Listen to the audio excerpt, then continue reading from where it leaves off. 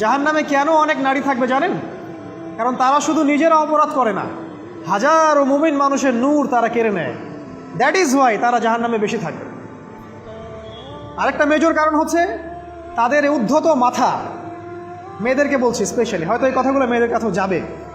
তাদের এই উদ্ধত মাথা আল্লাহর বিধানের সামনে আত্মসমর্পণ করতে চায় না। তাদের এই উদ্ধত মাথাটা আল্লাহর বিধানের সামনে আত্মসমর্পণ করতে চায় না। এ কারণে তারা জাহান্নামে বেশি থাকবে। যে কোনো বিধান আল্লাহ তাদের সামনে বলেন, সব মেয়ের কথা বলছি না, ম্যাক্সিমাম বিভিন্ন যুক্তি তারা দিবে। সামি'না ওয়া আতা'না এই পর্যায়ের না, যুক্তি দিবে। পর্দা করলে কি এখন কেমন করে চাকরি করব, পর্দা করলে কেমন করে পড়াশোনা করা যায়, এখন তো যাইতেই হচ্ছে, কিছু তো করার নাই। বিভিন্ন যুক্তি, হাজারটা যুক্তি তারা দিবে। কে জানি তাদের ব্রেইনটাকে পুরো ওয়াশ করে ফেলছে। রাসূল সাল্লাল্লাহু আলাইহি ওয়াসাল্লাম বলেছেন, দজ্জালের শেষ অনুসারী হবে এক শ্রেণীর নারী। মাশাআল্লাহ, দজ্জালের শেষ অনুসারী হবে এক শ্রেণীর নারী। তাদেরকে ঘরে ইসলামিক অনুশাসনে রাখার জন্যে বাবা, ভাই, স্বামী শিকল দিয়ে বেঁধে রাখবে, তারপরেও তারা শিকল ছেড়ে বের হয়ে যাবে, আটকাতে পারবেন না। Because of their mind is brain washed. এ কারণে দেখা যায় তাদেরকে যখন কোনো বিধানের কথা আপনি বলবেন, তাদের এই উদ্ধত মাথাটা আল্লাহর বিধানের সামনে অবনত হতে চায় না। বিভিন্ন যুক্তিতর্ক তারা দেয়। এই কারণেই তাদের সংখ্যাটা জাহান্নামে বেশি হবে। আরও কারণ আছে, রাসূল বলেছেন সারা জীবন তাদের জন্য করবেন। স্পেশালি তাদের উদ্দেশ্য করে বলছি, যাদের অ্যাফেয়ার আছে, যতই করেন, যত কিছুই করেন না কেন, আপনি যদি তাকে ভোগবিলাস এবং পার্থিব সুখ শান্তি দিতে না পারেন, সে আপনাকে চিনবে না এক সময়। আপনি যদি আমাদের কথা বিশ্বাস না করেন, লিখে রাখতে পারেন।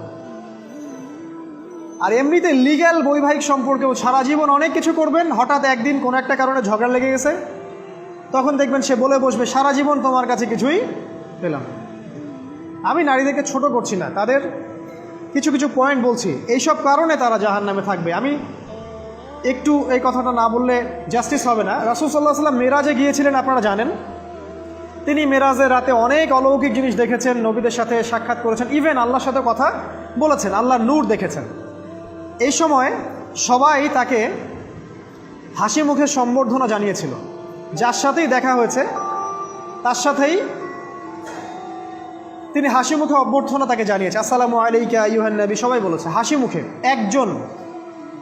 একজন মালাক, একজন ফেরেশতা তাকে দেখে হাসেননি, একজন। আপনারা কি জানেন? রাসূল সাল্লাল্লাহু আলাইহি ওয়াসাল্লাম অবাক হয়েছিলেন। তিনি বলেছিলেন যে, ইয়া জিবরিল, ওর চেহারাটা এত গম্ভীর কেন, সে আমাকে দেখে হাসছে না কেন, তার মুখে হাসি নাই কেন? জিবরিল আমিন বলেছেন যে তার নাম হচ্ছে মালাক, সরি তার নাম মালিক, তার নাম মালিক, সূরা যুখরুফের মধ্যে আছে, তার নাম মালিক। যেদিন থেকে আল্লাহ জাহান্নাম সৃষ্টি করেছেন, সেদিন থেকে তাকে জাহান্নামের দায়িত্ব দিয়েছেন, অর্থাৎ জাহান্নামের হেড অফ ডিপার্টমেন্ট, ইনচার্জ। সেদিন থেকে তার মুখের হাসি উঠে গেছে। আমরা দোয়া করি আমরা যেন তার সাক্ষাৎ না পাই। তার কাছে পারমিশন নিয়ে রাসূল সাল্লাল্লাহু আলাইহি ওয়াসাল্লাম জাহান্নামের দিকে তাকিয়েছিলেন, ভিতরে দেখেছেন কি আছে। তিনি পরে যা ব্যাখ্যা করেছেন তা হলো, আমি দেখলাম সেখানে খালি মেয়ে আর মেয়ে, সেখানে খালি নারী আর নারী। এই হাদিসটা আপনার মাকে বলবেন, আপনার বোনকে বলবেন, আপনার মেয়েকে বলবেন, আপনার স্ত্রীকে বলবেন। এই হাদিসটা যদি কারো হৃদয়ের মধ্যে গেঁথে যেতে পারে, তার দ্বারা অন্যায় করা সম্ভব না। কিভাবে একটা মেয়ে সব কিছু উন্মুক্ত করে ঘুরতে পারে যখন অলরেডি তার আত্মা জাহান্নামে জ্বলছে, অলরেডি, কারণ ভবিষ্যৎ তো আল্লাহ জানেন। যেমন উমর রাদিয়াল্লাহু আনহু এর ঘর জান্নাতে আছে, রাসূল সেটা দেখে আসেন নাই? এসে উমর ইবনুল খাত্তাবকে বলেছেন না যে আমি দেখে আসছি তোমার ঘর, আমি ঢুকিনি তোমার ঘরে তোমার আত্মসম্মানের কারণে। তার মানে তিনি পৃথিবীতে বিচরণ করছেন, ঘর তো জান্নাতে অলরেডি তৈরি হয়ে আছে।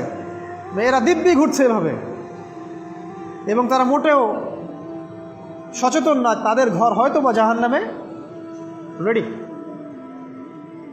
আর আমাদের এই so called modern western civilization এদেরকে ব্রেইন ওয়াশ করে দিয়েছে।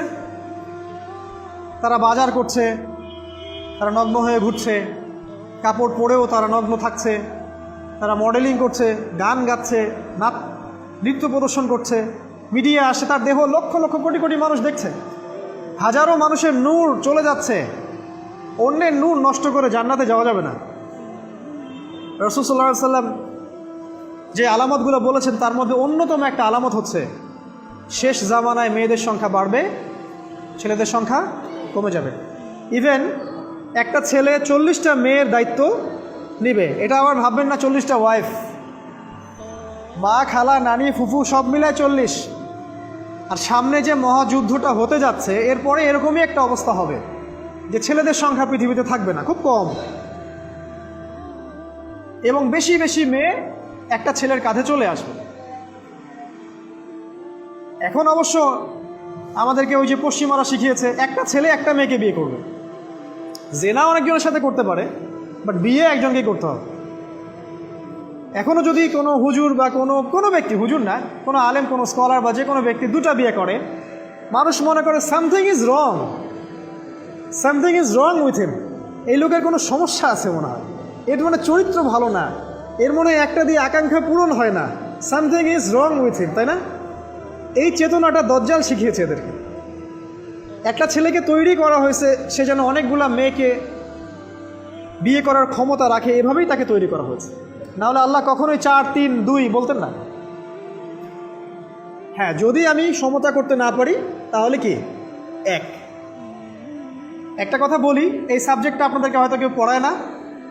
একটা বিয়ে করেও একটা ছেলে মিলকেল ইয়ামিন রাখতে পারে।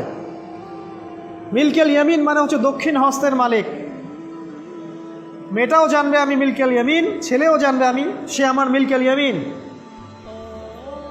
এভাবেও একটা ছেলে একটা মেয়ে সিকিউরিটি, শেল্টার, ফুড সব কিছু পেতে পারে। এটা এখন উঠে গেছে, একটা সময় এগুলো ছিল। রাসূলুল্লাহ সাল্লাল্লাহু আলাইহি ওয়াসাল্লামের একটা ছেলে ইব্রাহিম, রাসূলের একজন ছেলে ইব্রাহিম কার গর্ভে জন্ম নিয়েছিলেন? কার গর্ভে জন্ম নিয়েছিলেন? রাসূলের জীবনী পড়তে হবে A to Z কয়েকবার, কমপক্ষে আর রাহিকুল মাখতুম বইটা পড়তে হবে। মারিয়া কিপ্তির গর্ভে জন্ম নিয়েছিলেন। মারিয়া কিপ্তি একজন দাসী। এই দাসী মানে কাজের মেয়ে না, এটাকে বলা হয় মিলকেল ইয়ামিন, দক্ষিণ হস্ত। পারস্যের রাজা মিশরের রাজা দুজন দাসীকে রাসূল সাল্লাল্লাহু আলাইহি ওয়াসাল্লামের কাছে উপহার দিয়েছিলেন। তার একজনকে রাসূল সাল্লাল্লাহু আলাইহি ওয়াসাল্লাম নিজের করে নেন, বিয়ে করে নেন। তার গর্ভে জন্ম নিয়েছিল পুত্র ইব্রাহিম। এই সাবজেক্টটা আপনাদেরকে কে পড়াবে এখন? ইভেন এখন আলেম ওলামাও দুটো বিয়ে করতে ভয় পায়, মনে করে যে সমাজের মানুষ আমাকে কি বলে না বলে। সবচেয়ে বড় কথা হচ্ছে এই কাজ করার জন্য ব্যাকবোন শক্ত থাকা দরকার। ব্যাকবোন মানে মেরুদণ্ড, স্টিলের মতো, তাহলে এই কাজ করতে পারবেন। নারীর সংখ্যা যে বাড়বে, 40 গুণন 1 হবে, তখন এই 39টা মেয়ে কী করবে? এখনও সমাজের মধ্যে নারী পুরুষের অনুপাত 1:4, মানে প্রতি একজন ছেলের জন্য 4টা করে নারী ঘুরছে সমাজে। এটা তো স্ট্যাটিস্টিক, আপনি ইন্টারনেটে গেলেও দেখতে পারবেন। এবং পশ্চিমা কান্ট্রিগুলোতে এগুলো আরও অনেক বেশি, ওদের অনুপাতটা আরও অনেক বেশি। তাহলে এই বাকি মেয়েরা আসলে করবেটা কি? সবাই যদি একটা করে বিয়ে করে তাহলে বাকি মেয়েদের কি হবে? তারা কি পতিতালয়ের সম্পত্তি হবে? ওদের যৌন অধিকার নাই? ওরা শারীরিক, মানসিক, শেল্টার, ফুড, খাবার, পানীয় এগুলোর অধিকার রাখে না? এখানে নারীবাদীরা কি বলবে? সব নারীবাদী, এদেশের যত নারীবাদী আছে, সেকুলারিজম, এই নারীবাদীরা বেশিরভাগই দজ্জালের এজেন্ট। কিয়ামতের এভিডেন্স হচ্ছে নারীর সংখ্যা বাড়বে, পুরুষের সংখ্যা কমে যাবে। আরেকটা এভিডেন্স হচ্ছে নারী পুরুষের পোশাক পরবে, পুরুষ নারীর পোশাক পরবে। পোশাক মানে কি? জিন্স আর গেঞ্জি? হ্যাঁ, এটাও একটা ব্যাখ্যা। ঢাকায় তো জিন্স আর গেঞ্জি চলছে, টি শার্ট। এখানে অন্য একটা ব্যাপার আছে, আমি সেটা আপনাদেরকে আজকে বলছি। সেটা হলো, এটা শুধু এই পোশাক বলতে শুধু গায়ের পোশাক বোঝানো হয়নি। আল্লাহ বলেনি নারীরা তোমাদের পোশাক, তোমরা নারীদের পোশাক। তার মানে কি? না, এটা নারী, এটা আমার ওয়াইফ। নো, কোরআনের আয়াত এবং হাদিসের আয়াতগুলো দুই রকম। মুহকামাত যেগুলো স্পষ্ট, মুতাশাবিহাত যেগুলো অস্পষ্ট। যেগুলোকে তাউইল ব্যাখ্যা করতে হয়।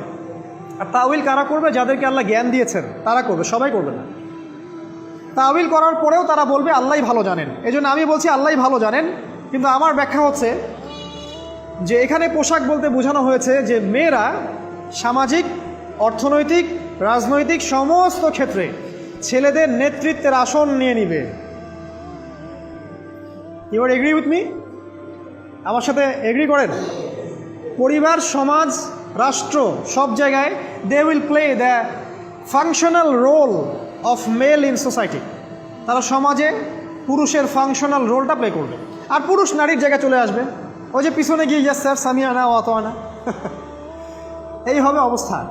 এগুলো কি আমরা দেখতে পাচ্ছি? ব্যাখ্যা করার দরকার নেই। তবে একটা হাদিস না বললে ইলমের জাস্টিস হবে না। সেটা হলো আল্লাহ রাসূল সাল্লাল্লাহু আলাইহি ওয়াসাল্লাম বলেছেন, কোনো কওম ততক্ষণ পর্যন্ত সফল হতে পারে না যতক্ষণ পর্যন্ত তাদের নেতৃত্ব দিবে একজন নারী। হাদিস কি আছে এটা, নাকি বানাই বললাম? তাদেরকে বুখারী খুলে দেখতে বলেন। কোনো কওম, আর রাসূল যখন একটা কথা বলেছেন তার মানে পৃথিবী উল্টে গেলেও কথাটা সত্য হবে, কিছুই করার নাই। এই কারণে পশ্চিমারা এখন খুব ভয় পাচ্ছে, কারণ রাসূল সাল্লাল্লাহু আলাইহি ওয়াসাল্লামের অনেক ভবিষ্যৎবাণী আছে কিয়ামত সম্পর্কে। ওরাও এখন খুব ভয় পাচ্ছে, ওভার কনসিয়াস যে এগুলো তো হতেই পারে। এটাকে ঠেকানোর যত পদ্ধতি তারা অবলম্বন করছে, কিন্তু লাভ হবে না। প্রতিটা ইস্যু ওদের বিপর্যয় ডেকে আনবে। যে কোনো ইস্যু হোক, সেটা প্যালেস্টাইন বা কাশ্মীর হোক, সেটা আফগানিস্তান বা পাকিস্তান বা বাংলাদেশ বা বার্মা, কোনো ইস্যুই তাদের জন্য কল্যাণ বয়ে আনবে না। যদি কল্যাণ বয়ে আনে, শুধু মুসলিমদের জন্যই আনবে, কারণ প্রতিটা অন্ধকারের পিছনে একটা সোনালী সকাল আছে। এটা ওরা জানে না, কিন্তু কোরআন এবং হাদিস এটা আছে। অতএব কেউ ধৈর্যহারা হবেন না, ধৈর্যহারা হবেন না, এবং অধৈর্য হয়ে কোনো ইনিশিয়েটিভ নেবেন না, এমন কোনো ইনিশিয়েটিভ নেবেন না যার কারণে উম্মার ক্ষতি হয়। কারণ সামনে যে সময়টা আসছে এটা আমাদের বিজয়ের সময়, ওদের বিজয়ের সময় নয়। All you have to do, আপনাকে শুধু এতটুকু করতে হবে, জাস্ট বি প্রিপেয়ার ইউরসেলফ। নিজের প্রস্তুতি নিজে নেওয়া শুরু করেন, কারো দিকে দেখার দরকার নেই।